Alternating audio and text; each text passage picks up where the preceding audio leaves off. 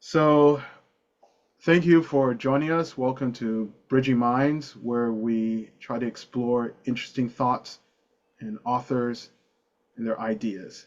And we try to find interconnecting bridges so that we can foster further discussion and conversation about issues relevant to our lives today. And I have with us today David Livingstone. He is a researcher and author into many matters of hidden history, I guess I would say. Mhm. That's how it strikes me. And thank you for joining us. Thanks for having me. And also, salam alaikum. Wa alaikum salam. So, so with that said, yeah, just for the benefit of the audience, if you wouldn't mind sharing a little bit more about yourself and your Mhm. background, how Mhm. you came to research many of the subjects that you do, Yeah, and and also a little bit about your journey of faith mhm. and your career as an author. Sounds good. Um, I'd like to start off by saying what we just talked about was that this is now going to be my fourth interview with a Muslim, which is a real honor. After all this time, it's been very difficult to get Muslims to show any interest in this subject, even those I've been close to. There's very few among them who a lot of them either think it's a fringe subject. I've heard a few complaints indirectly that I don't deal enough with the Quran and things like that. And it's amazing because it is what I'm dealing with. I'm not studying this subject just out of curiosity. I'm studying this subject because I want to understand what's happening, and it is a it's a search which is guided by the light of Islam, the light of the Quran. It helps me, I believe, brings me closer to Allah because it helps me understand the world. I won't say the world that's created, but the world that's part of His plan.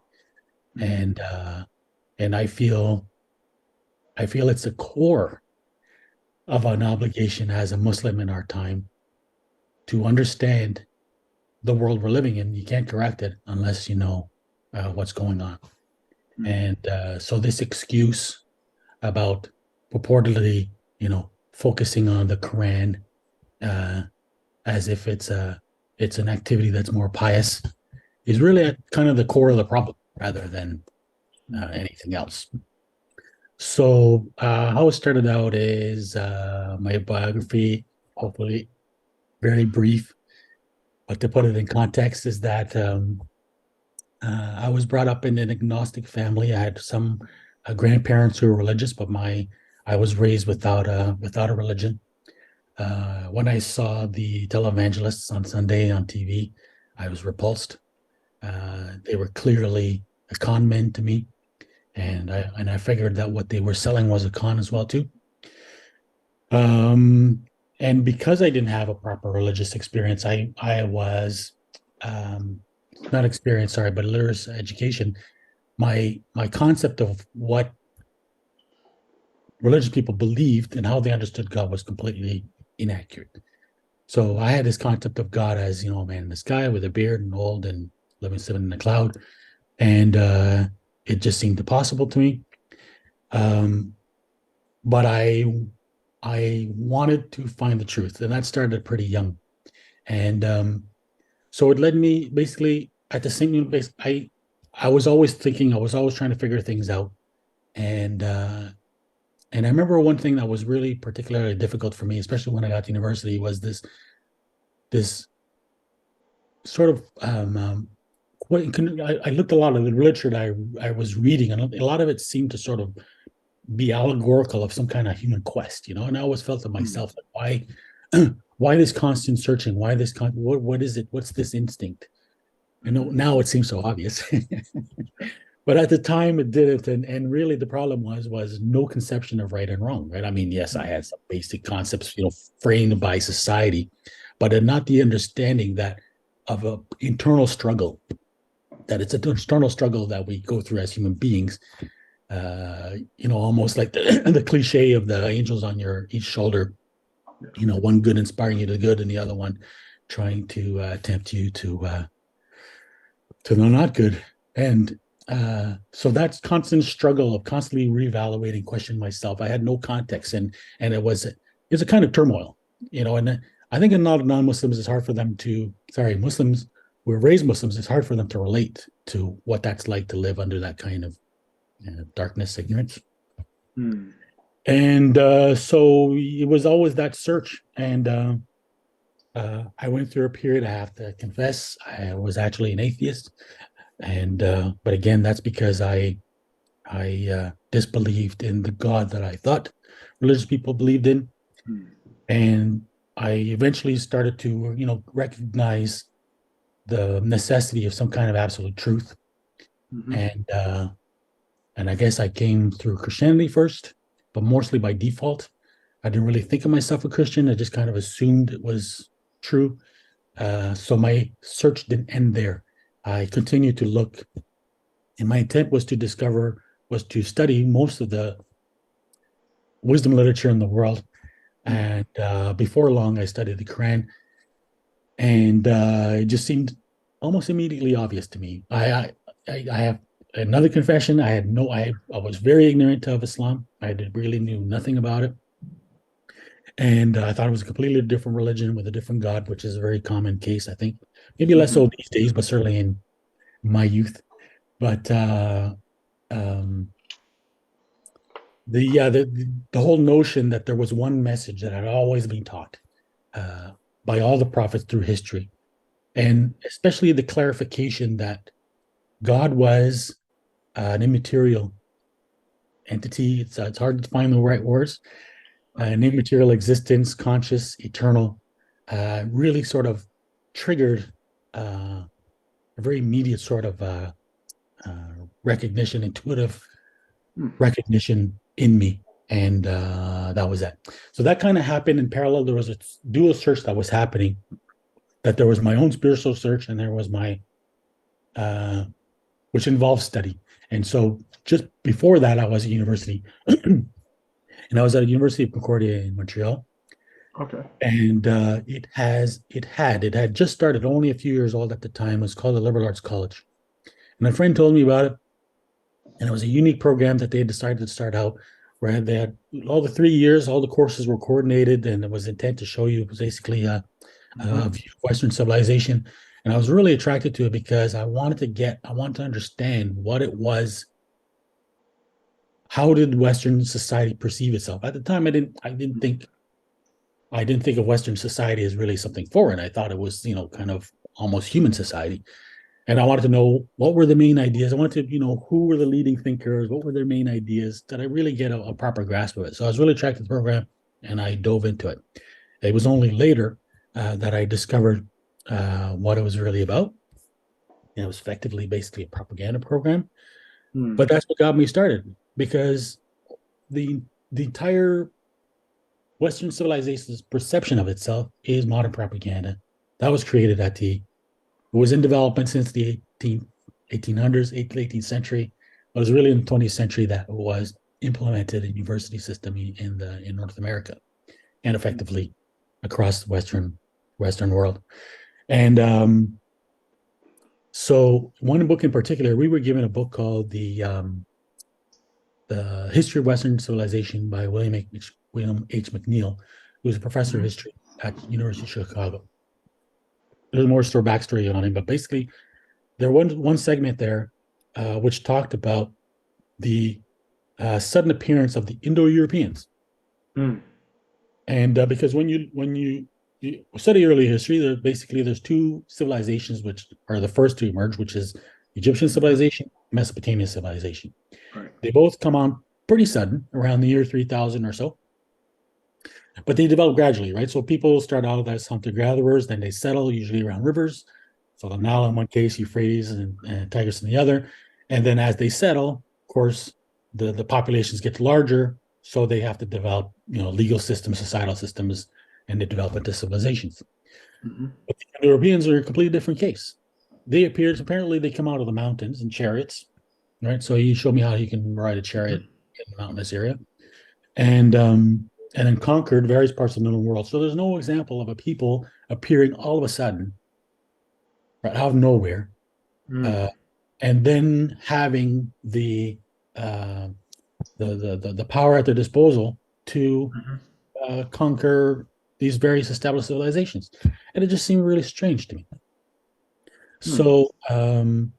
So basically, what I want to tell you is that what happened at the same time I was making these discoveries, but then I was coming to Islam.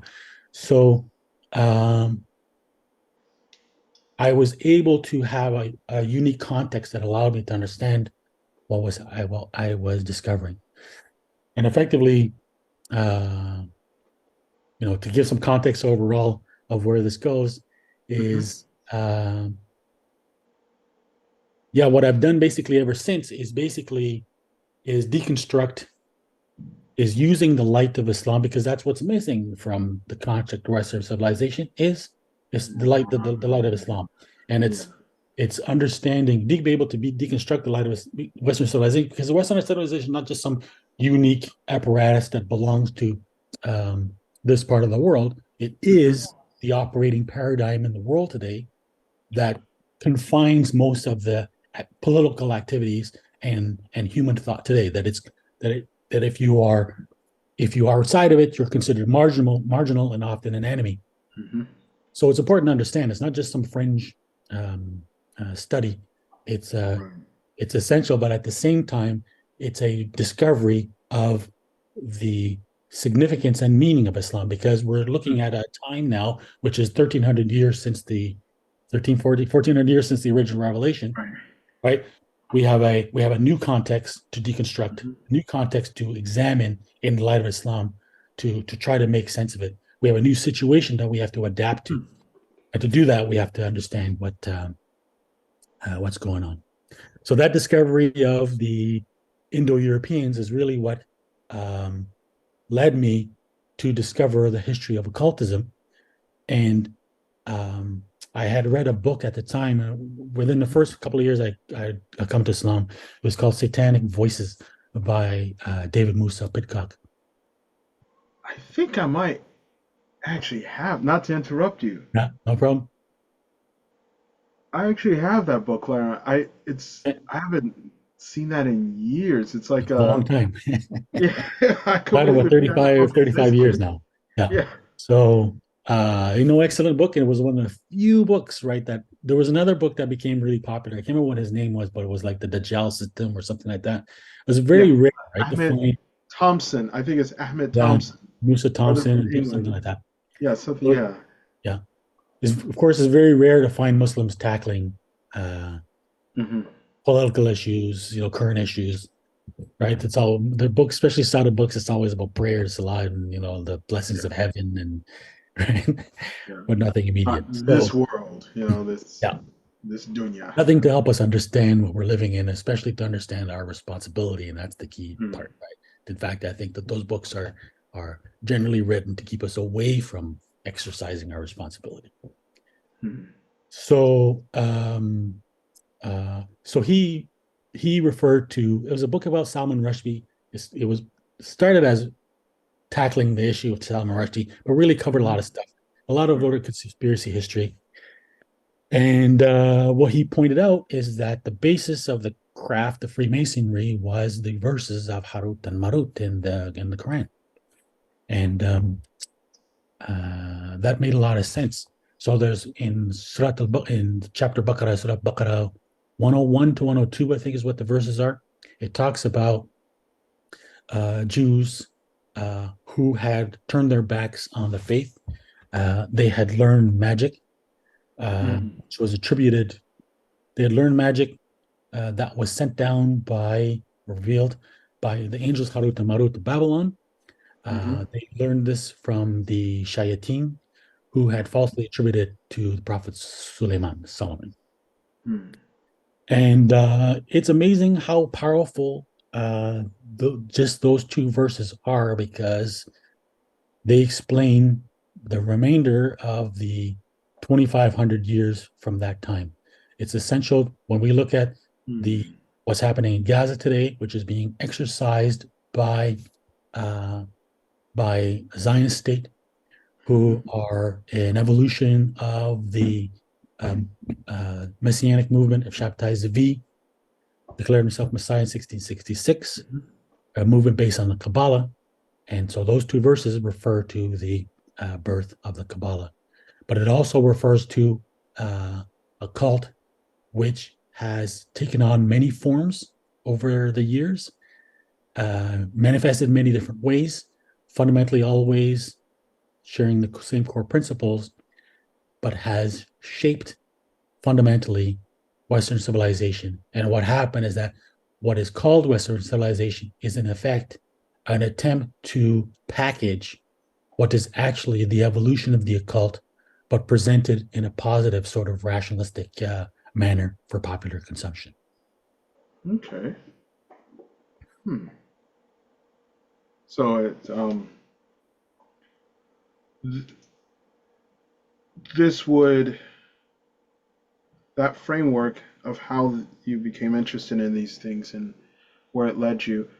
So basically, you're reading these two books, Mhm. if I'm understanding correctly, it sort of set you off on a path, a journey Mhm. toward trying to obtain more knowledge of like the hidden underpinnings of what is called Western civilization. Would you say that?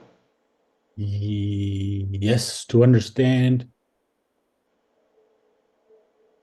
well, to understand what's happening, right? And What's what's happening? happening is not what is presented as happening, right? Right. The real story, that's what we hear, of course, obviously on mainstream press, is the packaged version. So it's, Hmm. when you discover that there's a deeper side to the story, then is what is it? What is happening? What is happening in Gaza today? Where does that come from? Where's it going? What's Right. motivating it? Where's it going? And that's the key factor. We could address it, and then we could take care of it in the short term, but if we don't properly understand it, we won't take care of it in the long term. I see. So in order to understand what's going on, what's happening now. So Mhm. understand what's happening now, we have to understand what led to it, what built it, what brought it to this point, what its Mhm. foundations are. Right. Otherwise, we're just doomed to deal with it in a kind of ad hoc way that won't Band-aid solve the fashion. problem. That's it. Band-aiding, band-aid fashion. Mhm.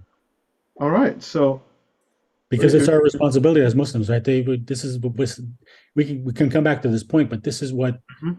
there's a large part of this story is how Islam was hijacked, right? Mm, And it's necessary because Islam is the antidote. So it mhm. had to be suppressed. It had to be modified. It had to be appropriated. And so it also helps understand how Islam has been modified so that we can return back to fixing it. Because it's effectively Islam, it's very simple, right? I mean, Islam is the guidance of God Mhm. given to us for humanity to implement, Right. to implement justice worldwide. It's not just for Muslims; it's for Mhm. the world. So we have Right. we have a responsibility to establish justice in the world, right? You can try to do that going door to door with your Quran and trying to convince people, but you've got a sizable enemy, like the Quran says. That the devil is doing mubin. He's a determined enemy. You, Mm. you've got an apparatus who's conscious of the danger that you pose and has done everything to try to suppress to inhibit Right. your success. And we need to understand what that is to deal with it. Yeah, that makes so much sense. And I mean, it speaks to some things that have kind of haunted and even obsessed me for a Mhm. long time through my life. The idea that justice is for all of humanity. That's right. And Islam and Muslims we're witnesses, but we're also here to help establish justice and help liberate people That's it. and The first spread justice. responsibility. Exactly. And it's not just this I'm building little mosques. community. Right. Exactly. Yeah. Yeah. Yeah. It's that's interesting. So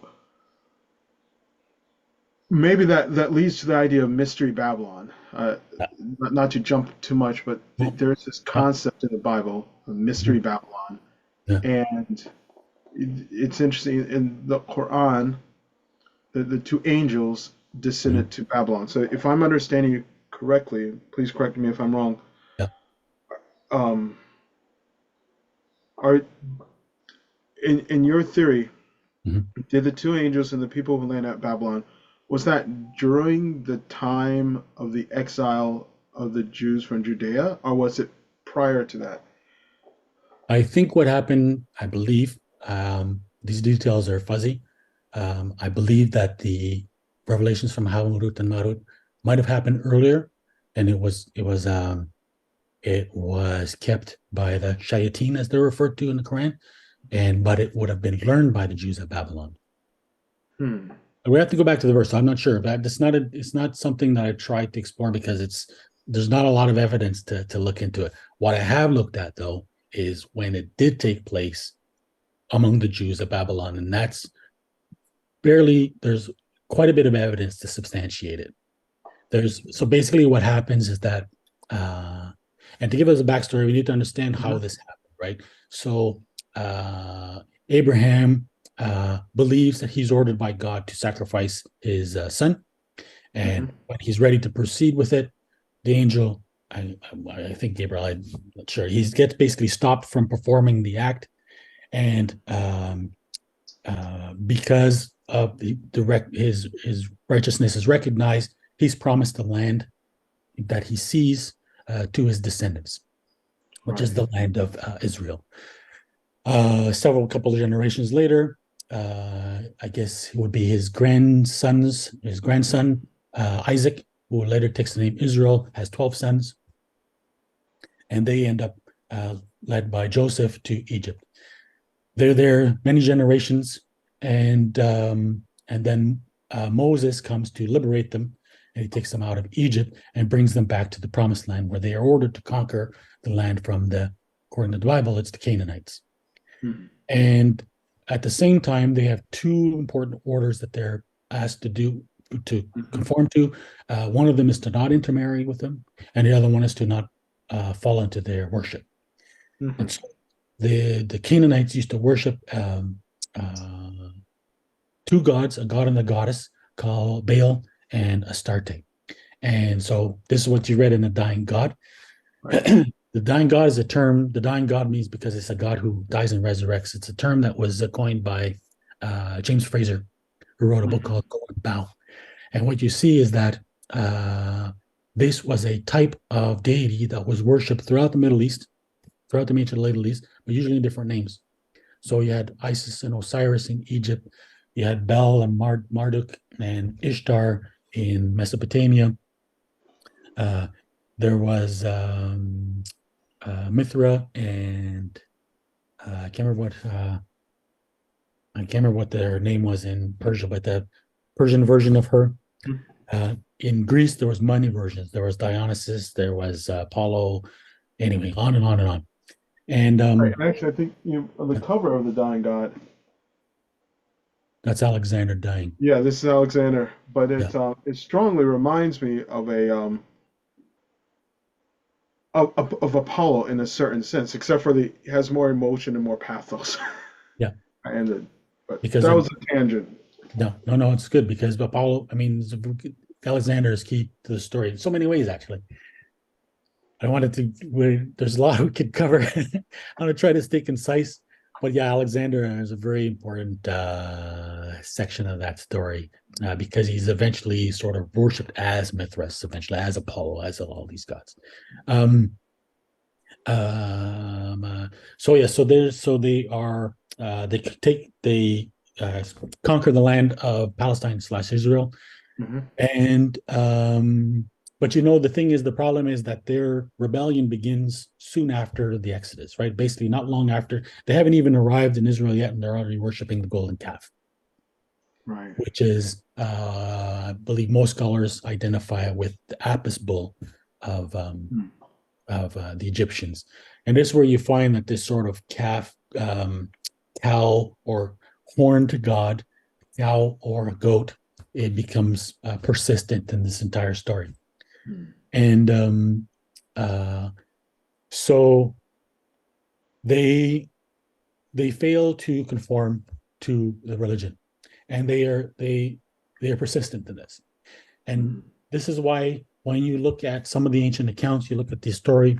It's been a long time since I read it, so it's the description in Herodotus, who describes the Phoenicians who lived in Palestine, and he describes them as a colony who came from Egypt who practiced circumcision.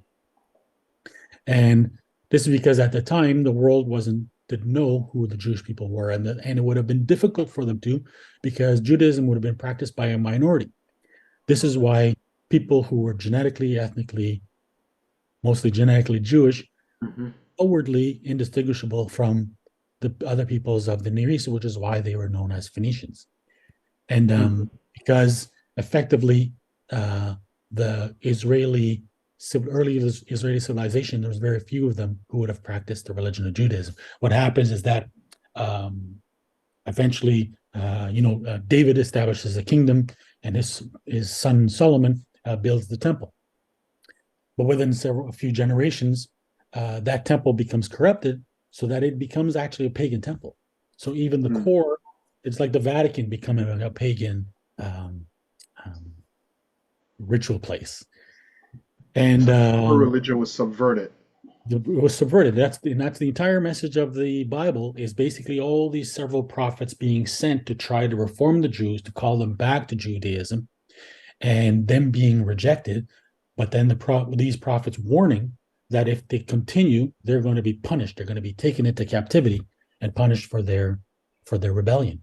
So it happens twice. So the kingdom the Israelites were divided into two kingdoms at the time. You had the kingdom of Israel, larger kingdom of the north, composed of 10 tribes, and you had Judah in the south, composed of Judah and Benjamin. And the Assyrians, are the first to come. And I think they come in 710 BC. I can't remember the year exactly.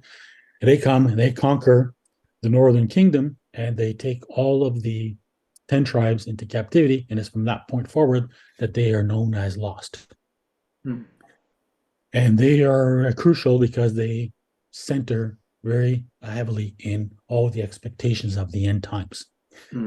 In the year 586, I believe is what it was, the Babylonians come now, and they conquer the kingdom of Judah, and they take all of the Jews, they destroy the temple, and they take all of the Jews to Babylon into captivity.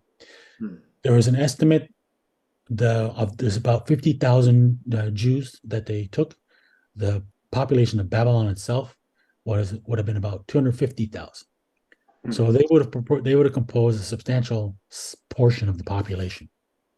And so what happens in the century now is, what has been studied is that when you look at the study of the history of astrology in particular, it's dated to have developed in the 6th century BC, precisely the period when the Jews were there.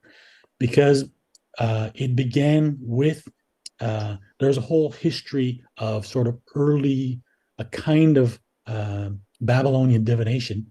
A lot of it was based on the stars, because the Babylonians had a very accurate study of the stars. But it's not until the 6th century, because what happens is, it's in the 6th century that there's a new calendar system that was developed, and it allowed them to follow the path of the stars and planets much more accurately, which allowed them to make predictions. So it's only in that century that astrology has been pinpointed. And so this, of course, is famously was an expertise of the Magi, the Babylonian Magi, also known as the Chaldean Magi. And they're known from the story of the Bible of the Star of Bethlehem, because the three wise men, as they're called, traveled to try to find the birth of the Messiah. And so there is a book by two Belgian scholars. The most famous is Frans Cumont. And Frans Cumont is the founder of the study of Mithraism. And what's unique about his level of expertise is that, it's a lot to know, right? That area of the world, it's, once you start to study it, you start to recognize how much evidence there is there for consideration, how many ideas, people, it's extensive. And there's very few people who had his level of expertise in multiple areas. What you find today, and this is not just my comment, this is M.L. West, is another famous modern scholar of ancient history who said it himself. He said the problem is that a lot of academics tend to get, maybe not his words, but they get intimidated by how much, they're a little overwhelmed by how much they would be required to understand. So they tend to focus on a particular area, and they would sort of almost even dismiss the study of other areas because they don't want to feel, you know, that they're going to be lack the competencies to be able to draw conclusions in their particular field. So Franz Cumont is unique. He knew not only ancient Greek history well, but he also really understood the intermediate period, basically. So the Hellenistic era that came after Greek history. He knew intimately Syrian history, Syrian religion, Babylonian history, Greek history, Egyptian history, and I'm not talking history, and also like the whole entire religious aspects of that world. And that period was really a crucible of so much of what we are seeing today. We can take it all the way there, right to the New Age movement. So what he identified is that these magi, they're commonly understood to be Zoroastrians. So they're followers of the religion of Zoroaster, who was a prophet, a Persian prophet, who established the religion of Zoroastrianism, named after him. And but what he pointed out is that these were not Orthodox, regular day by day Zoroastrians. They were heretical Zoroastrians, and that's the key. What he pointed out is that these were Zoroastrians that were what are called Deva worshippers. So, effectively, Deva is like a word for demon, like a Persian equivalent of a demon. So they were demon worshippers who worshiped a god of the underworld and who had incorporated elements of Babylonian astrology, numerology, and magic into their particular cult. And what happens is that my hypothesis is that because the similarities are so extensive that those were the first Kabbalists referred to in the Qur'an as having been learned magic from the Shayateen in Babylon, because it's a deviation from Zoroastrianism, and it's an appropriation of the dying god worship in the form of Mithra. It's introduced in a particular cult, and this Mithra is a god of the underworld, so a dying god who becomes and basically part of a mystery religion practiced by these heretical magi. Because what happens after that is that in 538, Cyrus conquers Babylon, and what he does is he releases the Jews and allows them to, because the Persian Empire was a multicultural state, a pluralistic state, so it allowed people to follow their own religion. So the Jews were allowed to follow their own religion, return to Palestine, and rebuild the temple. So that's when they built the second temple. But not all of the Jews went to Palestine. Many of them, I don't know how many, a lot of them went to Egypt, and many of them went to Greece. Particularly, they went to a part of Greek civilization, which was at the westernmost coast of what is now Turkey. It's an area called Ionia. And so this is what they don't tell you when you study Greek philosophy, is that Greek philosophy began in that part of the world, which at the time was part of the Persian Empire. It was Greek speaking, but it was part of the Persian Empire. And what you find is that, it's less popular now, but all the original accounts claim that people like Pythagoras had gone to study in Babylon. That Pythagoras and Plato were influenced by the Magi. That particularly the Magi, the Greek philosophy and Pythagoras in particular was influenced by a cult called Orphism, which was centered on the worship of Orpheus, and who was taught by Musaeus. And the ancient historians claim that Musaeus is Moses. There's even a famous Jewish historian from the 3rd century BC, so really early source, who claims that Plato had derived his ideas from Jewish sources. So this is not I'm not hypothesizing. I'm trying to build on what I'm trying to flesh out what their assertions were, right? Right. Right.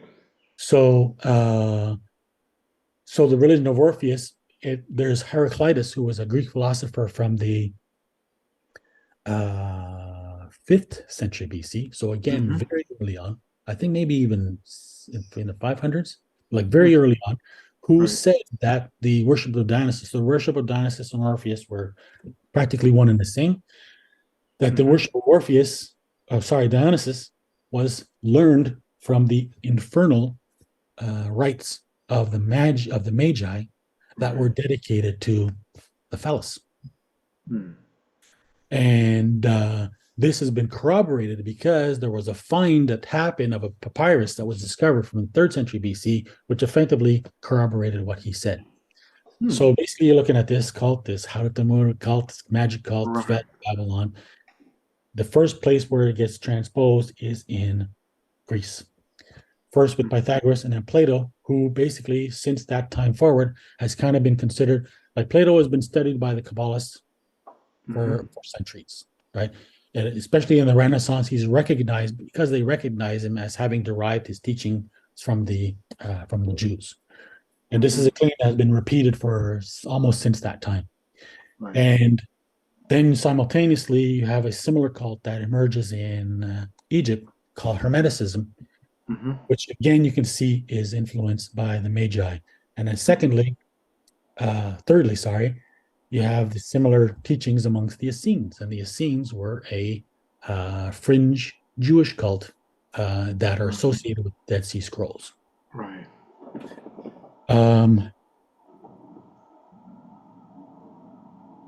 where was I going with that? Right. In Qumran, the scrolls of That's right. Qumran. Yeah. Dead Sea Scrolls. Yeah. So, all right. What I want to say, and this is why the clue in the Quran is so important, because when I was trying to figure this out, what was coming from where, everything's Mm-hmm. presented as a separate tradition. And so when the academics are looking at it, they're seeing similarities, Mm-hmm. but they can't figure out which one came before the other, which one influenced which. And so Right. what you Yeah. find is there's various claims of, you know, there's like almost contesting claims about Mm-hmm. who it's who, especially when Right. you look at the emergence of things like Gnosticism. Some are looking at Persian influence, and some no, say it's Neoplaton, it's Greek Neoplatonic influence, especially in Judaism. When they look at the entrance of Right. a lot of these traditions, where do they come from? Mm-hmm. Uh, what they haven't been able to solve is answered in the Quran. Hmm. Answered in the Quran because Right. it explains that it happened at Babylon. So you realize that all these several traditions that appear different all have a single root. And Right. because the reason why they have been able to identify it is because they weren't aware that the Magi were not Zoroastrians, they were heretical Zoroastrians. And that Mm-hmm. helps to explain how those Magi in particular were the ones to have influenced Greece, because that's where you talked about Mithraism, and that's Mm-hmm. exactly where uh, um, Franz Cumont has now been sort of dismissed as his theories have been dismissed because they still don't understand what he was saying. Hmm. And so that's it. So basically, what I Mm-hmm. was referring to there, that these several cults that developed of Neoplatonic philosophy, of Hermeticism and Mm-hmm. Gnosticism, that all sort of began to flourish in Alexandria, which had a Right. city created by Alexander, um, began to flourish in what's called the Hellenistic era, Mm-hmm. is what gives birth to what's called the Western esoteric tradition, which is behind Kabbalah, Right. Rosicrucianism, Freemasonry, the Illuminati, Mm-hmm. Bavarian Illuminati, Right. and all modern cultism, including Martinism, Synergism, the New Age movement, and Theosophy, and so on. Right. So it's so if I'm understanding uh, the schema correctly, it's you have this event in Babylon. You know, Mhm. sort of a teaching, as the Quran explains, Harut wa Marut. They convey these things. People learn them. It sort of stays there, but then it starts to permeate outward. via the Magi, and the Magi It aren't originated with the Magi, yeah. okay. Originate with them, and they aren't, unlike the mainstream view, seeing them as Zoroastrians. The well, it is interesting that they're often identified as Chaldean, right? Right. But Zoroastrianism is a Persian religion, so if even the way because in the Middle East, even in the outside world, people will talk about the Chaldean Magi, Right. the Chaldean mysteries, and the Chaldeans that it's like Iraq, it's Mesopotamia. It's Right. not like Persia, right? Right. So it brings us back to Babylon. Yeah. So then you're saying that these Magi, well, this work of Franz Cumon, this is the work he explored. Yeah. That they were not like Orthodox mainstream Zoroastrianism. It was actually a branch off from Zoroastrianism, and they're heretical. Yeah. So he wouldn't have even called them as such, but they were satanic. Which Right. makes sense if they worship devas, and the devas are they're Demons. like demons, Yeah. exactly. Exactly. Zoroastrianism. And that's And I'm not effectively what the Quran says, right? That they learn the magic from the shayateen. right. And then from there, these devas, these shayateen, who taught the, or at least this is the account, this is the Apostate narrative. Jews. Yeah, they're the Jews that went back to the Holy Land. They went back to Judea, Mhm. and you also have these magi who kind of spread out, and this Mhm. is connected to the formation of the Greek philosophical tradition in Ionia. Mhm. People like Pythagoras, and it's interesting that the Pythagorean the Pythagoreanism does seem to be a secret society. There are some That's right. scholars and researchers who have made that point. Yeah. Good point. Okay, okay. And this is what's behind, ultimately, behind the cult of Mithras, right? Yes. It Okay, is the cult of Mithras. Exactly. it is the cult of Mithras itself. Mhm. That, And the that, that, point to remember too is that uh, this is where a lot of Muslims get lost, because what's fascinating is where that those verses appear in the Quran. Mhm. Because I mean, the first chapter of the Quran, of course, is Fatiha, right? And that's Right. something. So, but the second and largest chapter of the Quran, the first 100 verses, is almost entirely devoted to the Jews, Yeah. right? To talk about how they had repudiated the covenant, about the rebellion. I mean, the cow is a reference to, to the the cow that they tried to worship, and so on and so forth. Right. And uh and their constant rebelliousness, and so on and so forth. Hmm. But it's after that, it's after 100 verses that it says, and then a section among them are the ones who learned um, Kabbalah, who learned magic from the shayateen. And Right. this is an important point because anti-Semitism today is the tool that is the fuel for the Zionist movement, right? Yes, It I would agree. lives, Yeah. it's necessary. So, and it's been fueled in the Islamic world. And the problem is that uh, a lot of Muslims see the criminality of people who would identify themselves as Jews, and not only Muslims, but a lot of non-Muslims, and they start to identify that as the Jews. Hmm. And the problem is, the mistake that Muslims are making is that there's very clear in the Sharia that Jews are to be recognized as people of the book, Hmm. right? They have a recognized place, and this is despite the fact that their religion is corrupted. So a lot of Muslims try to look at the Talmud. A lot of even conspiracy theorists, they look at the Talmud and they try to attribute Zionist criminality to the Talmud. But Zionism is not founded on Talmud. Zionism is founded on Kabbalah. The Talmud, as much as we might disagree with it, is the core of the legitimate tradition of Judaism. That doesn't mean we have to accept it. Doesn't mean we're not going to find flaws with it, fundamental flaws Right. with it. But that's the mercy of God. That God, despite their errors, we are required to continue. When sorry, the Christians as well Hmm. too, right? The Christians, even though they have worshiped Jesus, a man, as God, Right. we're still to respect them as a legitimate religious tradition.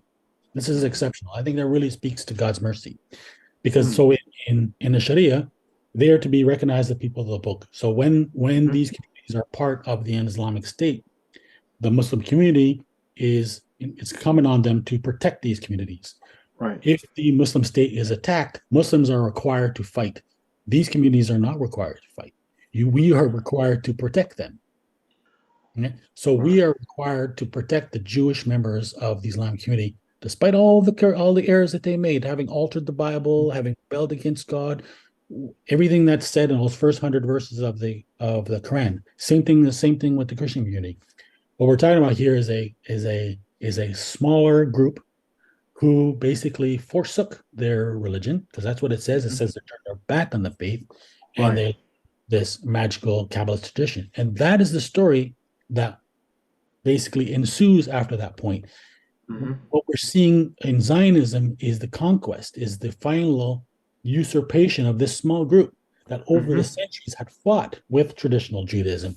Hmm. Kabbalah and magic had always been a marginal element in the Jewish community. And it was only in the last 300 years that they began to gain ascendancy. But for many years, like you go back to the time of Shabbatai Zvi, he was rejected as he had a lot of followers at first, but Right. generally afterwards, his teachings were considered heretical. A lot of his followers were excommunicated, which was possible at the time. There was constantly a conflict between this, Orthodox Talmudist Hmm. Jewish tradition and this heretical Kabbalistic tradition.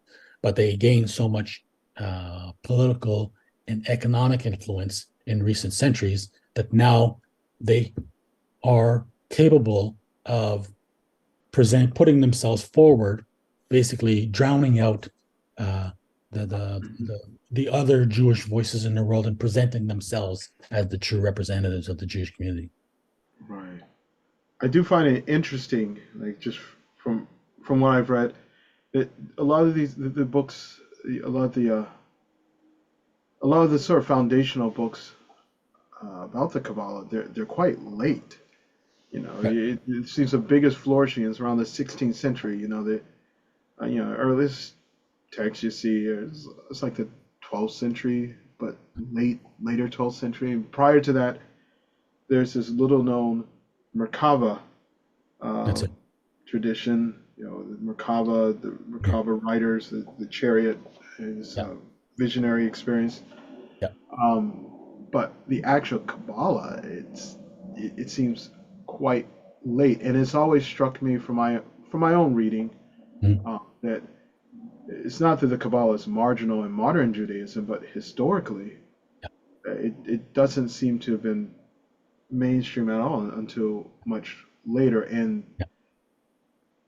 Yeah. I have seen like you do have a lot of these sort of anti-Semitic kind of like I have a lot of websites listing all these things from the because you brought it up the Talmud, these Mhm. various things that seem very striking from the Talmud, very shocking, and I think an Orthodox Jew would say they're taken out of context, Yeah. but even within context, Yeah. yeah, I learned a little bit of Aramaic, because of just an intellectual interest to try to read it, and there's something there, but it's like I sometimes I think it's like the Sharia. Someone looks at a Mhm. book of fiqh and they take some things out of context. Out of context. Yeah, but it seems You could much take the Quran and if you read it out of context, you're going to read some pretty shocking things too, right? right, and yeah, just cherry pick things, put them out of Yeah. context.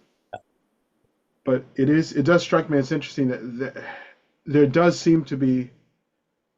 I had the feeling that there was a sort of like an alternate tradition that this wasn't Right. mainstream. That from my reading of Jewish history, Kabbalism seemed to be mostly in a European Ashkenazi, Mhm. to some degree, some of it in Spain, Right.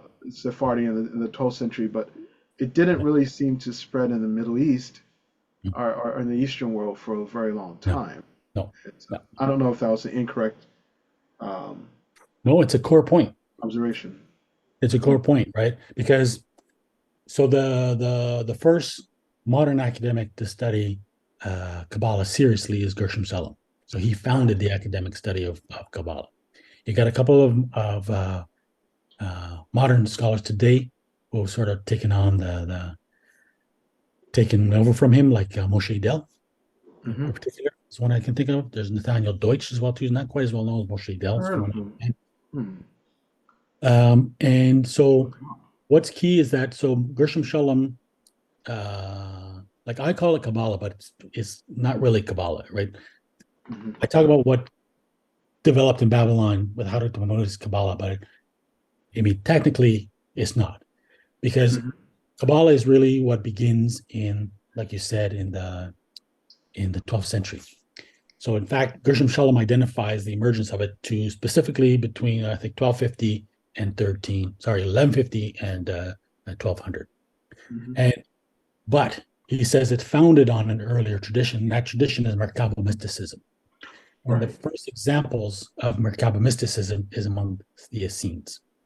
Mm. And when you look at Merkabah mysticism, it's effectively the same teachings as you find in Neoplatonism and Hermeticism and Gnosticism. So, in Mm. fact, Gershom Shalom refers to it as Jewish Gnosticism. Mm. But where it becomes very difficult is because Gnosticism is known as being Luciferian. Hmm. Right? So the Gnostics believe that God is the creator of the world, Mm-hmm. but Lucifer created their spirit. So that God created the world. He's a secondary God. He's not the real God, but he tries to put himself forward as the real God, and he's trying to repress human beings. And so, with all the laws that he imposes, Right. right? So Pesky that laws. right, so that Lucifer is the one who came to liberate them, to teach them that there are no rules. So that's Mm. why they openly breached most of the commandments of the Bible, including incest, adultery, murder. There's much worse things that I'd rather not even mention. And because they effectively, so they flipped the Bible upside down, where they still believed in the same Bible as other Christians, except for them, Lucifer was the hero and God was the enemy, and the followers of Lucifer were the heroes, the real protagonists of history. Mm-hmm. And so when you talk about Jewish Gnosticism, it's like, well, what does that mean? Does that mean that the Jewish Gnostics were Luciferian? And this is where it's difficult because of Mm. the hazards of anti-Semitism. It's a very touchy subject to get into, but it has been broached somewhat. And there's a couple of books. I can't remember the historians, Jewish historians, who have shown that I think one of them is in fact called Two Gods in Heaven. Is that when you look at the I think early I've heard of that. It's yeah, about Two Powers in Heaven. Metatron. Exactly. So basically, what Oh. happens is that Enoch is the prophet who ascended to heaven, becomes identified as Metatron, and you can see in the early mystical writings of the Jews that there's a competition there where Metatron could play the role of the Gnostic god. So it's Mm. clearly, and you look at all the early Gnostic sects were all Jewish sect, especially the Sethians that were basically sort of Really? like and so these are, you can find these in all the the most reputable academic books, but of course they're difficult subjects to discuss, right? So that's where it becomes touchy. So effectively, the early Jewish Gnostics were, I have to say it, they were Luciferian, just like all those cults were. Neoplatonism and Hermeticism was all Luciferian. It was all disguised as a dying god cult, because the dying god is basically God of the underworld. And as God of the underworld, it means he's worshipped as God of the underworld because he purportedly rules over the spirits of the underworld. Mm-hmm. And what that means is, according to that mythology, they lived in the underworld, but what is referring to is jinn. So it's supposedly the because magic is based um, on trying to appease the dying god slash Lucifer to gain the power of the assistance of the jinn slash demons, whatever you want to call them. Mm. It's And literally infernal, like in the infernal. literal sense. Yeah. Yeah. So, because there's a lot of sort of disinformation out there. There's attempts to try to say that the devil is a concept that was created by and I'm talking about sort of secular academics here, right? So there's Mm-hmm. attempts to say that the devil is a concept that was invented by the Catholic Church, and they were just trying to demonize these cults that because they worship something differently, and it's their perception that they regarded them as evil, but it's not true. It's a well-known fact that the dying god was called Chthonic deity, which means he's a god of the underworld. And Right. even though you had societies that might not have followed the Judeo-Christian tradition, they still had a concept of good and evil. Every society had a concept of good and bad, and Right. they were knowingly worshiping bad. Right. The worship of Chthonic deity means that they were knowingly worshiping evil, bad/evil. So that's why this dying god cult was a Chthonic cult, and that's what the according to the Bible, that's what the early Israelites were apparently worshiping when they followed the religion of the Canaanites, and that's what got adapted to Babylonian magic in the form of Mithras. Because that's what happens now, is that in the Hellenistic era, you have the spread of these various mystery cults. And they begin several centuries earlier. There's a famous mysteries of Dionysus that I mentioned earlier, which again was called infernal and worship of the phallus. But in Hellenistic times, you had a number of them. You had the mysteries of Sybil, mysteries of Attis, of Osiris, Isis. But the most influential, most important one were the mysteries of Mithras. And this is where scholars today are confused, because they fail to understand that they said Kumo didn't know what he was talking about, because there's no sign of Zoroastrian influence in Mithraism. And if he was alive today, he would have said, of course, I never said that. What he tried to point it out is that it was heretical Zoroastrians, and that's what you need to look at. And if you look at that, you'll find the same teachings in Neoplatonism and Hermeticism. And it's always the same. It's basically the belief in seven grades, 7 planets, because there are 7 planets at the time. 7 spheres. Right, starting with Saturn and going all the way up to the sun.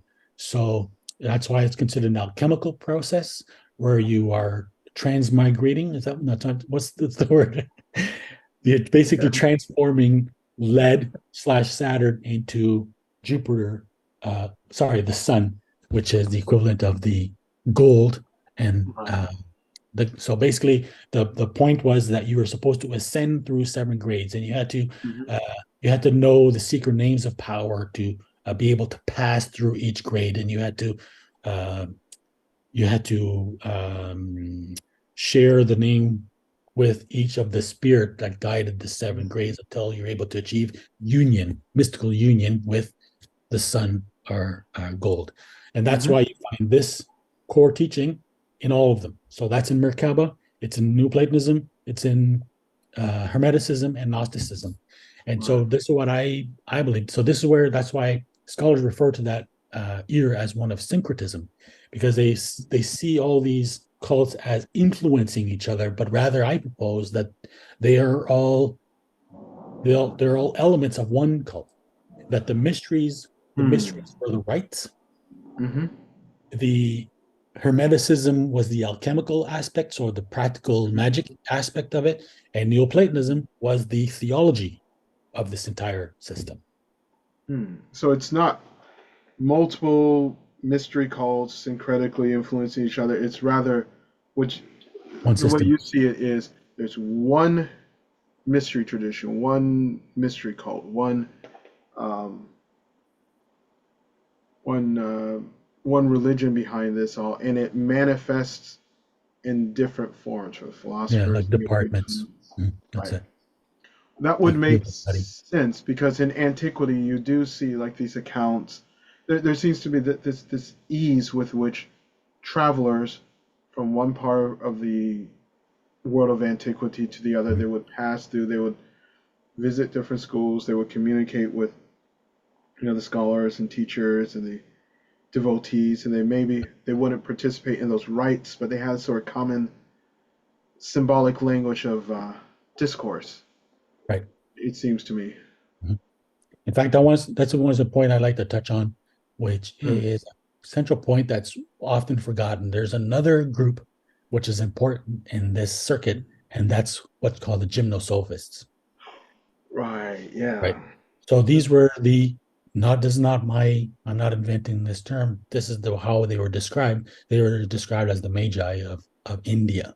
Mm-hmm. So you had these Indian mystics that were also part of the mix. So along with the Egyptians and the Greeks and the Persians. Right. And because what's interesting is that with the conquests of Alexander, Mm-hmm. there was after his death, there was a series of Greek and Buddhist empires in that part of Asia that extended all the way to Pakistan and Afghanistan and northern Mm-hmm. India. So for centuries, that part of the world was under Greek and Buddhist rule, and Mm-hmm.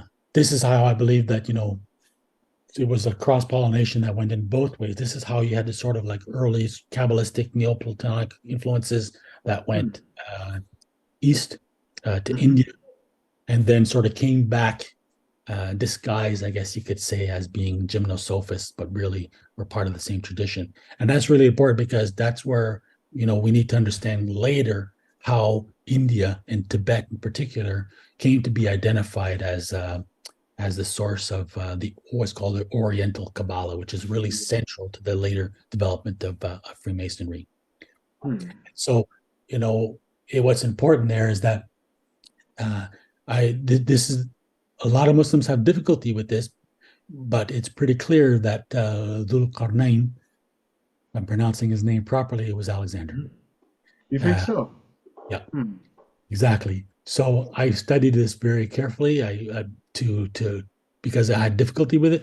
Why Muslims have difficulty with it is because, of course, um, Alexander was supposedly a pagan. He was also a student of Aristotle, who was a student of Plato. So it makes it very difficult and complicated. Uh, but when you look at the emergence of how basically is the Jews that were being tested, right? They were testing the prophet's knowledge, the truth of his prophethood, by asking him to explain his knowledge of Dhul Qarnayn. And he showed that he knew it very well, and he knew details that it was impossible for him to know, because it was only a couple of decades later that the texts appeared in was it before? Like somehow it's impossible for how the tests Well, appear like where they those Syriac, where it's the the Syrian text were, yeah, versions exactly of yeah, the Romance of Alexander prove that there's no way that the prophet could have known that except by revelation. right. And there's too many accounts that parallel exactly the account that the prophet told, and especially of the building of the gates and suppressing Gog and Magog and so on and so forth. So that's where now you're looking at the convergence of the story of Gog and Magog. And this is where it's essential, because effectively what happens is that the story of Gog and Magog becomes conflated with the story of the lost tribes of Israel, Okay. right? And this is a conflation which is been used for centuries, because this is what happens is that when the lost tribes get dispersed across Iran, they go as far as basically deep into Central Asia, Right. and they become apparently, I'm not saying this is the true, but this is the legend that develops, they become the Scythians. Mm-hmm. The Scythians. And Right. so the Scythians become central to so much ancient history, and uh, they become first they become the Hungarians, they become the Mm-hmm. Khazars, uh, and they become apparently the Scots. The Scots claim descent from the Scythians, Mm-hmm. and so just to get back to how all these points are interrelated, and that's why it's just that um, well, it's a somewhat of a minor point, but I just want to show where it connects. This is part of the reason why Alexander was worshipped effectively as a personification of this dying god, and becomes effectively um, almost identified with Mm-hmm. Mithras. And we can talk about this point too. This is where it's really important: is Okay. that the families who are responsible for the spread of Mithraism were the house of Herod. So Hmm. Herod Mm-hmm. this is strange because he's a descendant of the Edomites, and Edomites were a people who were not Jews. They were descended from Edom or Esau, the brother of Isaac, was it? So they're a Yeah, separate I branch. think that's the biblical. Yeah, and I confess to having some personal, not to go off on tangent, I have Yeah, some personal difficulties with these biblical genealogies. But the point is, if people believe it, that's the point. with the Exactly. legends, it It's not whether effectively they're true or becomes. not. It's that they're believed and how Right. those beliefs shape what happens. And that's what's important in Exactly. this case. Yeah. So the Edomites were a people, so they had to basically effectively convert, and they become the ruling family of the Israeli Hmm. state at the time.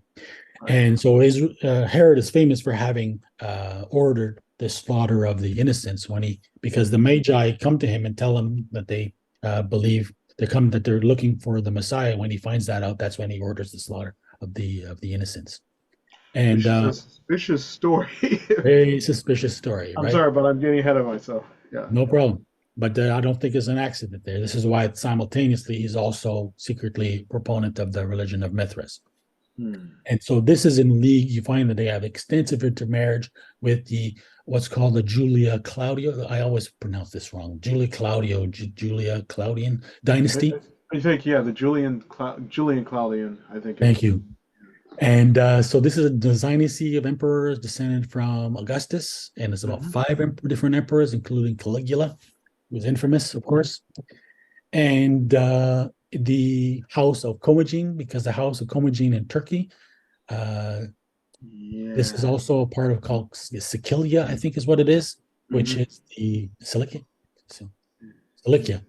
in south eastern Turkey, which is basically pretty much the birthplace of the later versions of Mithraism, and the priest kings of Emesa. Priest kings of Emesa are worshippers of a cult called of a god called Elagabalus, which is a derivation of the god Baal, the same Baal that apparently was worshipped by the ancient Israelites. Again, all variations of the same dying god. So effectively, Hmm. we have to speak frankly, they're satanic cults. And so these families now become effectively the preservers, again, all intermarrying, very closely related. The priest kings of Emesa in particular, it's among them that you find the preservation of Neoplatonism. Most of the famous philosophers, I believe Iamblichus as well, was a descendant of the priest kings of Emesa. Yeah, and uh, so one of the chief agents of Herod was the apostle. Now, this is not my theory. This is a theory of Robert Eisenman, who was Hmm. a recognized scholar of the Dead Sea Scrolls. He proposed that Paul was an agent of the house of Herod. Now, why this is important is because um, immediately after Jesus' mission, um, his mission was continued by what's called the early church, led by, I believe, his brother James. And so this what was unique about them is that they were Jews. They were Hmm. practicing Jews. So this is why it's clear that Jesus was a Jewish reformer. And like he says in Matthew, he didn't come to replace the Bible, to replace the law. He claimed to fulfill it. And this is why you find that the early church were Orthodox practicing Jews. But Paul comes along and all kinds of, you know, convoluted arguments to explain why it was no longer necessary to follow those rules, Hmm. and came into conflict with the early church.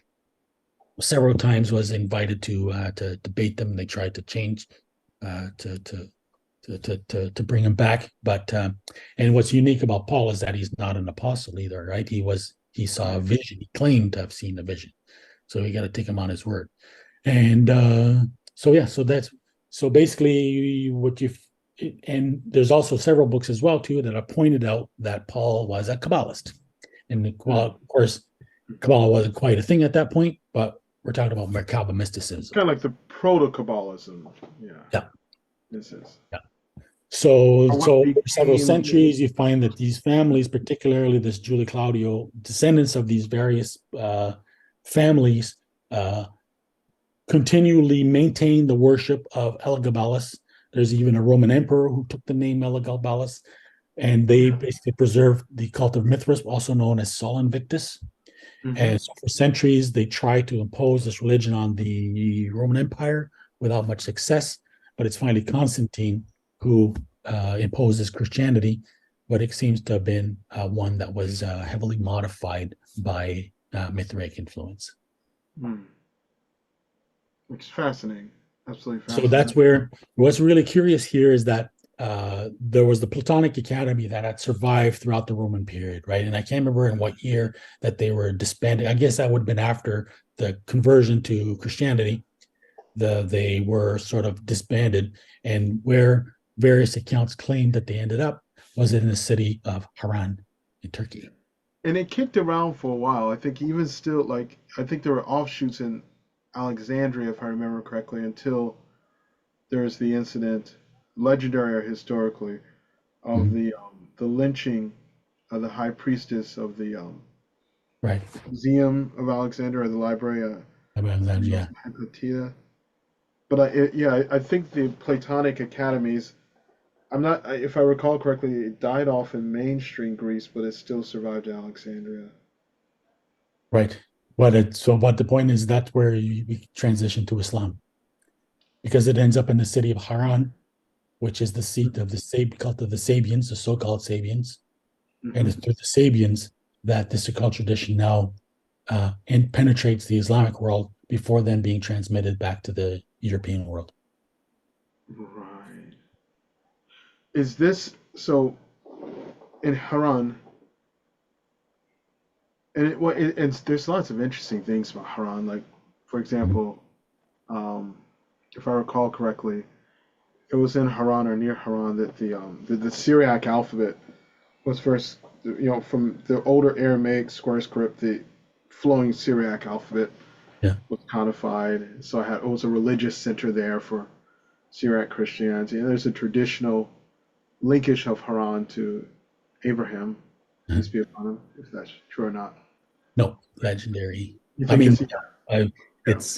it's a exploited connection. Uh, but it is interesting because you have these groups like the Brotherhood of Purity, the Ikhwan Asafa, and Right. similar groups in the Abbasid era that seem to have emerged in northern Mesopotamia, Iraq, somewhere around that region, and that's fairly close to Haran. So there's a linkage there. Absolutely. It's core. So what happens is that the Sabians, they're called Sabians because they misappropriated the name from the legitimate Sabians that are mentioned in the Quran. What happens is that when the Caliph al-Mamun comes through their area, he demands of them to declare which people of the book they belong to. Or they'd have to, I can't remember, I guess the rules are they'd have to pay jizya or something like that. And so he gives them a couple of days to come up with an answer. They go and confer amongst their experts, and they get advised to claim that they're Sabians, so that they can say that they're people of the book. But basically, they were another Luciferian cult, worship the sin god. They practice Hmm. all the same stuff: Hermeticism, Neoplatonism, human sacrifice, magic, astrology, all that stuff.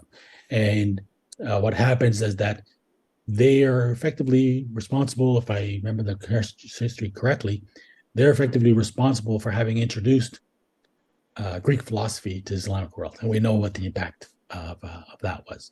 And they were hired often as translators. Hmm. So it's basically through their influence. I mean, the word alchemy is an Arabic word, right? Alchemia. Right.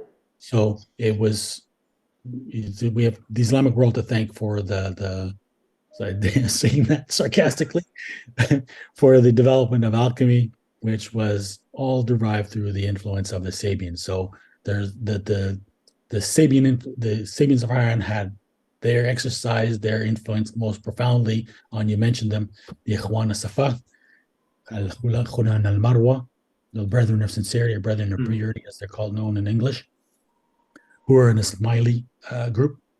Hmm.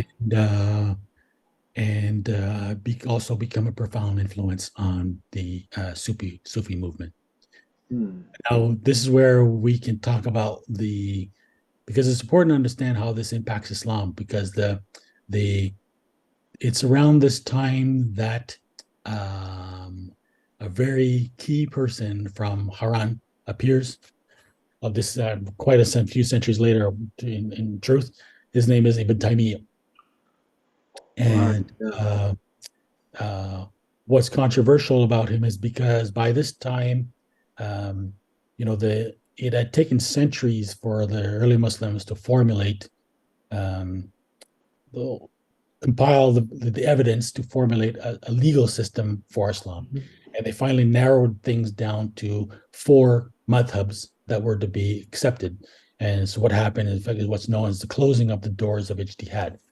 And this is very important because, Muslims could have gone on for centuries debating at length about, where you put your hands and, Mhm. all these really details, and they needed to move on to the more important matters. So that's why, and the requirements were extraordinarily stringent. Mm. Who was permitted to perform ijtihad? You got to look at a level of scholarship on a level of the original imams and their followers, which is Right. it's going to be a long time before we ever find anybody who's going to match that Yes. competence. But not only that level of competence, but also proximity to the time of the Prophet himself, right? So we have to give full and due respect to the skill and piety of those early developers of Islamic law. And so it's funny, but what I'm saying would almost be controversial in our time, when it was common knowledge until only 150 years ago, when effectively, even before that, 250 years ago, when Ibn Taymiyyah's approach to rejecting effectively the following of a madhab was first spearheaded by Sheikh Abdul Wahab in Saudi Arabia, and then most importantly by Jamal Afghani, who was the head of the Freemasons of Egypt. And at the Right. same time, he's the founder of 3 of the most important traditions of modern times, and that is Salafism, Mm-hmm. Theosophy of Helena Blavatsky, which led to the New Age movement, and Synarchism, which was behind the Nazi movement and continues to be advocated by people like Alexander Dugin today.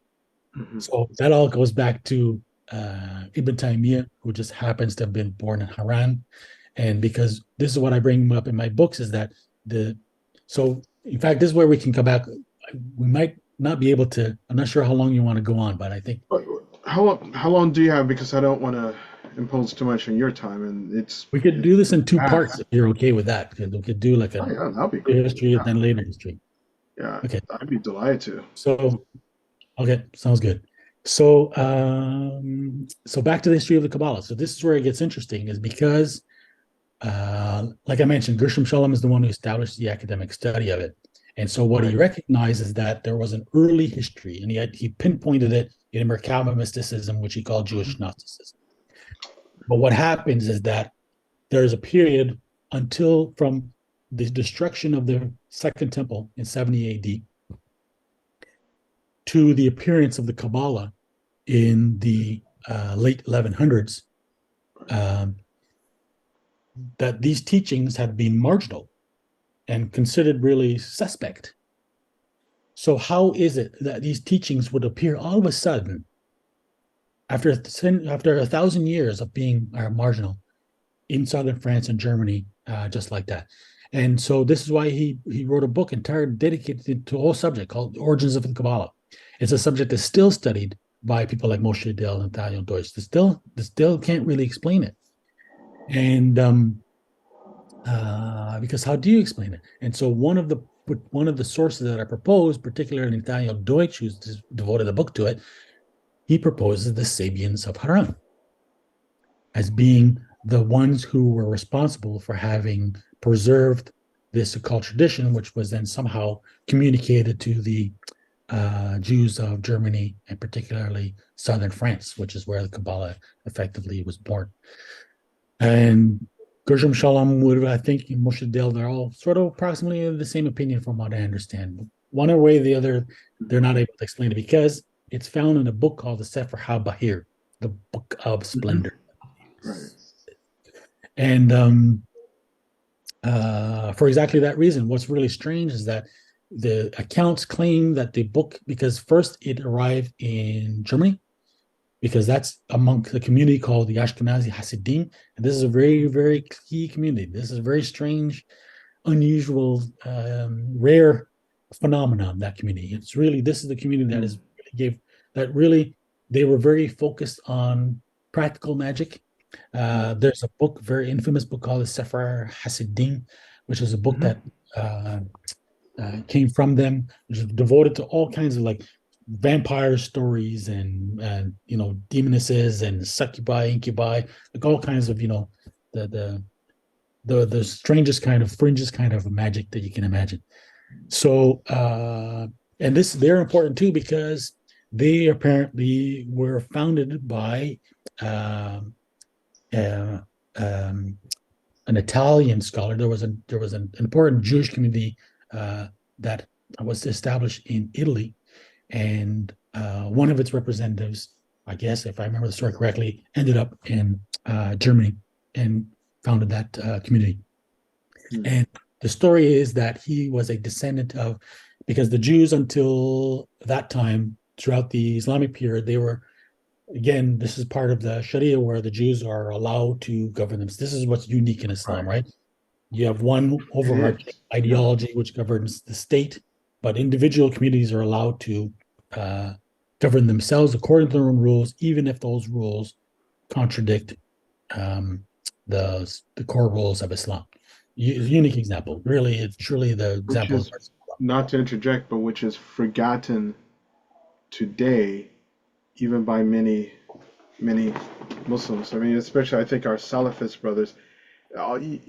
Not to go off on a tangent, but there's this monolithic idea of how the Sharia is supposed to be literally implemented and imposed. And I think the reality of the past, of Islamic states of the past, is there's a real flexibility and freedom. There's this the Sharia protected within, but you would have communities that did things that were anathema, like Hindus in India burning people's wives. It's like burning her alive. That's human sacrifice when someone dies, and and Muslims found it abhorrent. That's right. Still, they were forced to tolerate it. Right. But I'm sorry, that was a tangent. No, it's an important one because that's effectively the conflict that we're living in. We're living in the mirror opposite. Western civilization is the mirror opposite of what secular democracy is, the mirror opposite of what Islam is offering, and Islam is the solution because this is what you can see. The Western liberalism is effectively a kind of dogmatism which can only survive by having suppressed the truth about Islamic pluralism, right? Because Western liberalism is founded on the myth that it's not possible to accommodate numerous beliefs in a single society. And of course, Islam has proven that time and again. But so we're talking about the Advent Kabbalah. So the Jewish community is governed by what's called an exarch. Exarch was a purported descendant of the son of David, a hereditary position. Apparently, there was a conflict, and so one of the those who disputed the election of the office ended up in Italy, and then his descendants ended up in Germany, founding the Ashkenazi Hasidim community. There's a similar story that's attributed to a so-called Rabbi Makir.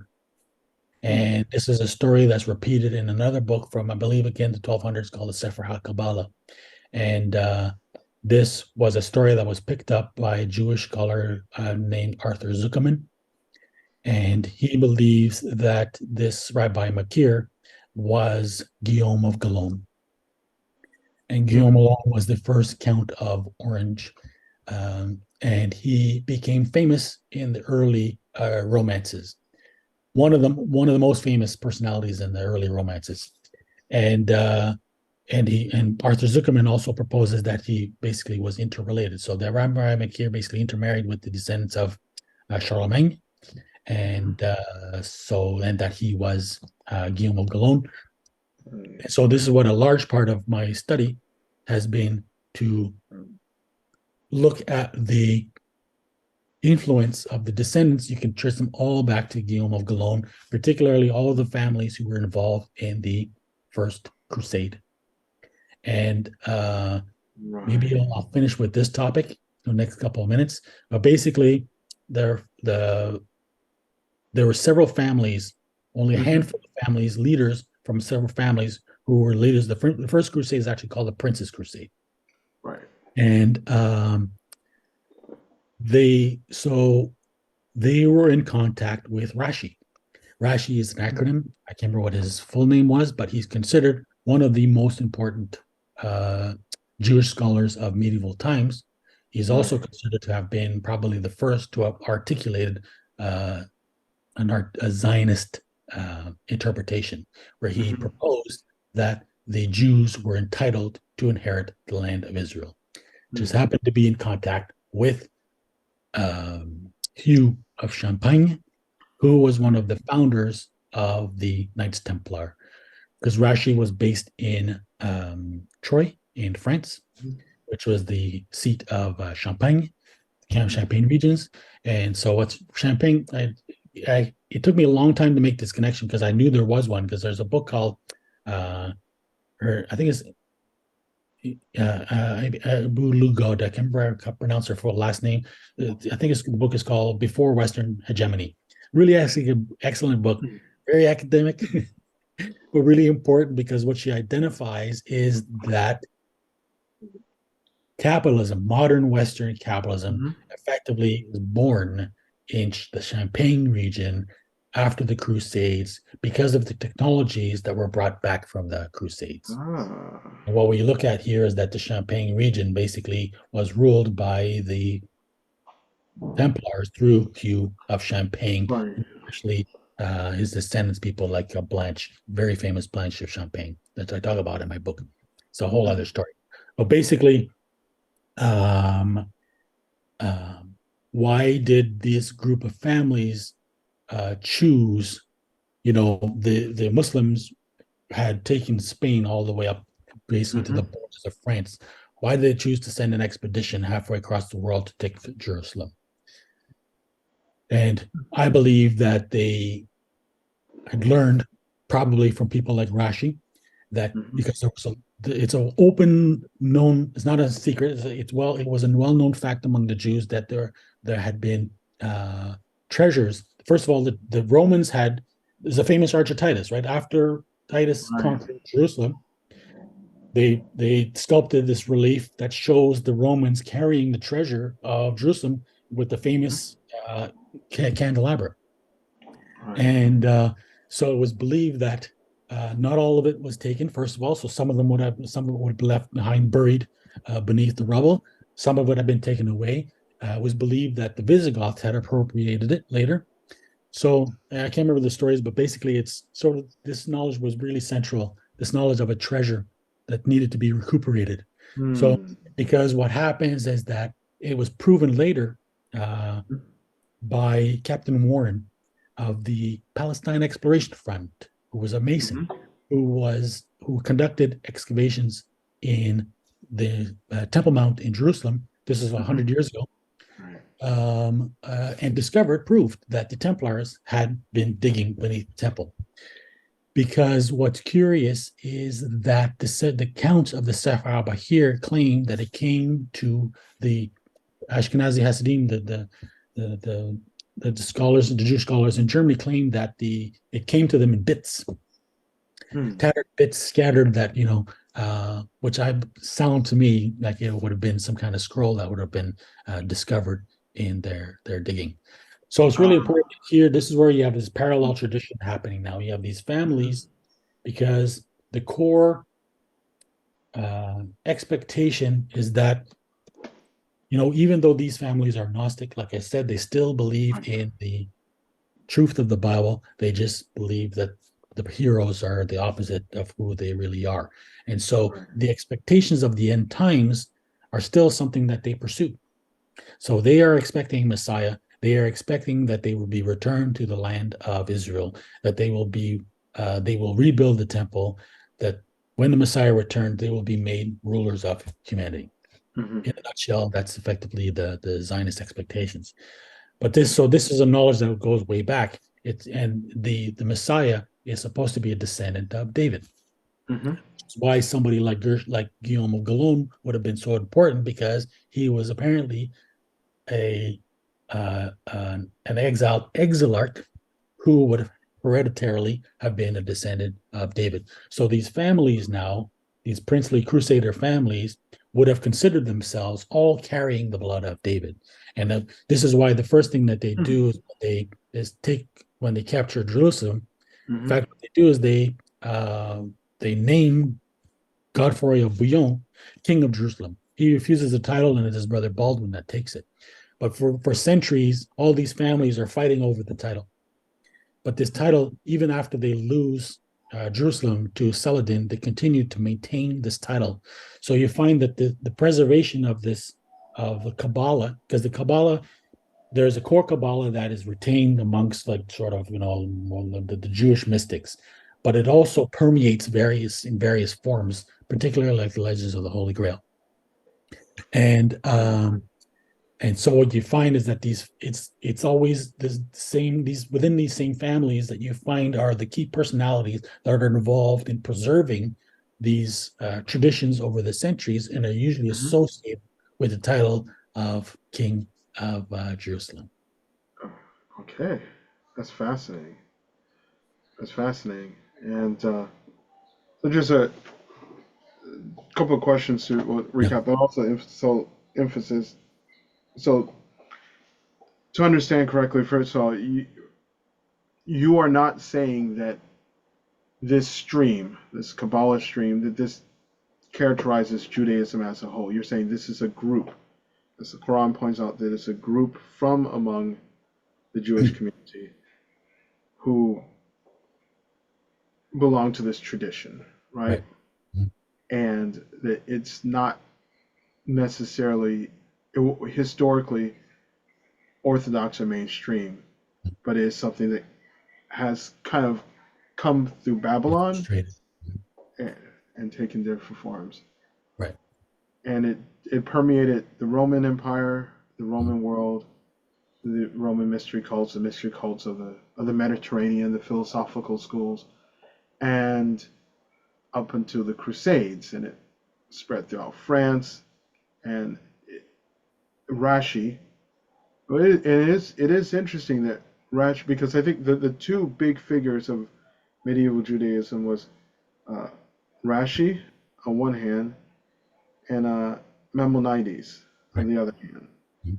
Um, and that Rashi would be Yeah, the one through whom some idea of Zionism that's right. are right.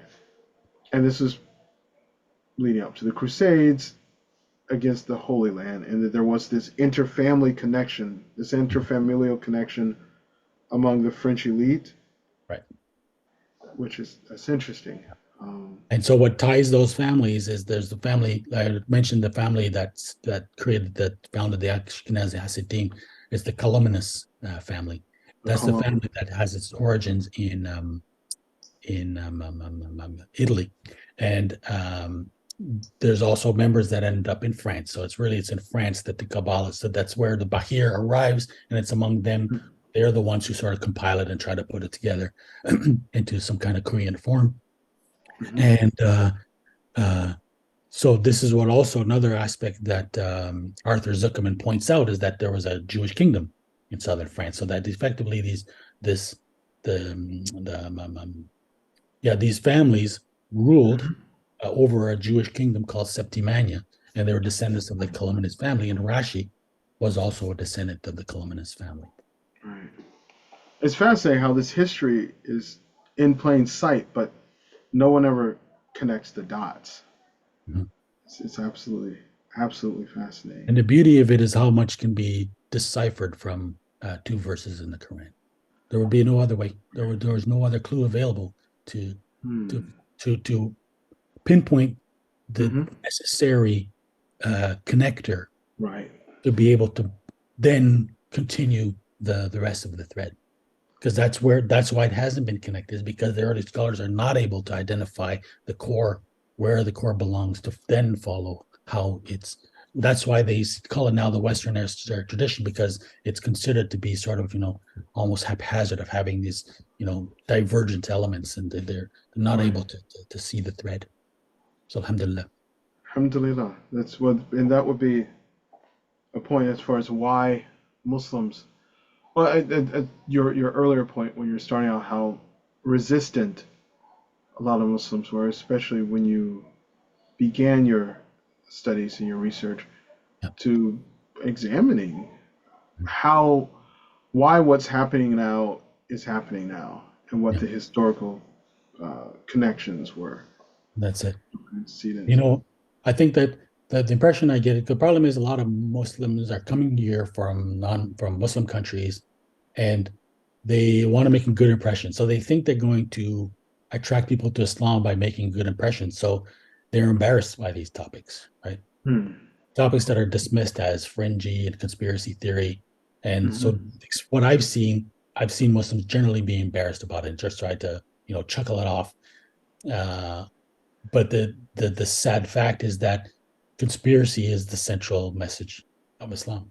If you want to sum up the history of the world, it's Satan was rejected from kicked Hmm. out of heaven, and he promised to do everything he could to delude humanity. There you go. The entire Conspiracy. basis of our understanding of Islam is a conspiracy. It's a conspiracy of Shaitan from the very beginning. Correct. Right. And it's Right. mentioned, and unfortunately, it's translated as plotting, scheming, but that word could properly be replaced with conspiring, and it Hmm. would give it the weight and connotations that it needs. So Yeah. it's a sad fact, and that's the way I describe it. Is that the Muslims today are trying to convert, they're trying to convert non-Muslims inside the matrix instead of making them recognize that the Quran is the solution to the matrix. Hmm. Like the Quran is the way outside the matrix, are the way to unlock. The Quran is the unlocking of the matrix, right? Right. I do wonder if, it, like, especially in recent years, the notion. I mean, conspiracy. The word itself is a perfectly valid word. There are conspiracy codes in law. People are, Right.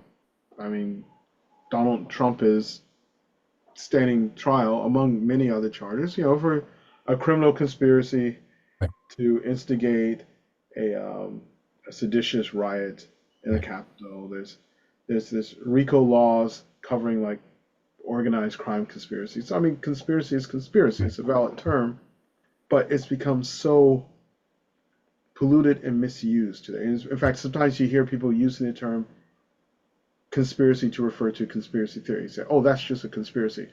Right. It's the term conspiracy is a definition, is a legal definition Mm. of criminal acts by two people, two or Yeah. more people, plotting in secret to, perform Carry acts. criminal acts. Right. But then the word conspiracy becomes just kind of like conflated into like the idea of a conspiracy theory. Oh, it's a conspiracy. And you do have, and this is my own difficulty and struggle with it. There are a lot of people who have Yeah. fallen into conspiracy, Mm. theories and conspiracy theorizing in a very unhealthy way, in a way that's, Absolutely. yeah, And it's their fed. mental health has been, yeah, It's cultivated. And maybe this is what we could talk about the next time, is what I call a conspiracy. the conspiracy. Yeah. All right. And that's a plot basically to deliberately, like QAnon is an example, right? A plot to Mhm. deliberately spread fanciful theories, Right. and that's been the way they've operated for at least the last century, has been manipulating perceptions of the conspiracy to manage the response. Perception management. Mhm. All right. Well, I don't want to keep you too long, but inshallah, hopefully we could do a part two. Yeah. And are there any any parting thoughts that you'd like to lead or leave our share with us? No, I think what we did today is we kind of covered the background, right? It's fairly academic, lots of obscure subjects, but it's necessary to understand the rest. So hopefully, the next time we could talk about things that are more immediately relevant. That sounds great. Okay. Well, thank you so much for your time. I appreciate it. And to anyone listening, definitely check out his books. The first one that I read was The Dying God. It was released in the year 2000, if I recall correctly. But The Dying God: The Hidden History of Western Civilization. But then there's the subject of our talk today, multi-volume, volumes 1 through 6, Six. correct? Yeah. Of Ordo Ab Chao. Order Ab Chao. Is that the proper Greek Yeah. pronouncing? Yeah. So, and yeah, it goes from from antiquity to the present era. It covers things like the synarchists, um, things like the Nazi movement, the Afghani, the Salafis, even more recent things up until the present moment of a lot of the geopolitical um, inner dimensions of the present world. So thank you so much for your time, and it's been a pleasure. Thank you very much. Jazakallah khair. Wa iyak.